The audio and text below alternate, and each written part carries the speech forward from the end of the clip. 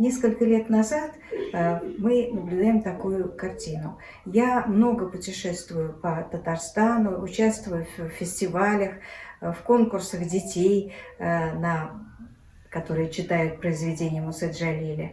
И где бы я ни была, каждый раз дети выходят и начинают читать стихотворение «Чулочки», которое никогда не принадлежало перу Мусы Джалиля.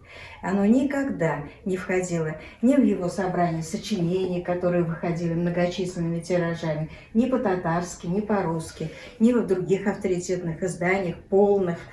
И эта картина повторяется из года в год. И сколько я не обращалась к педагогам, к устроителям конкурсов, что это произведение не принадлежит перу Мусы Джалиля, то при других моих путешествиях в другие города все опять повторялось сначала.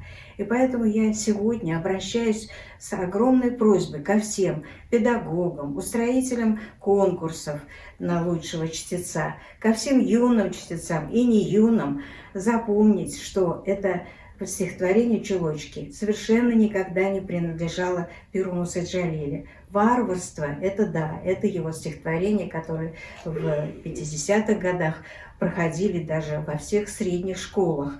И оно значительно сильнее, и стихотворение «Чулочки» не в стилистике Мусы Джалиля. И вообще это в некотором роде нарушение его авторских прав. Поэтому убедительная просьба моя и моей семьи послушать и посмотреть авторитетные издания, собрания сочинений. Вот вышло в Казани замечательное издание моабитских тетрадей, фототипическим образом, где произведено каждая страница моабитской тетради и переводы и на русском, и стихотворения напечатанные по-татарски. Полное полнее не бывает. И поэтому очень много изданий, на которых можно проверить и к которым надо обращаться при подготовке к таким значительным, знаменательным событиям, как конкурсы и фестивали чтецов.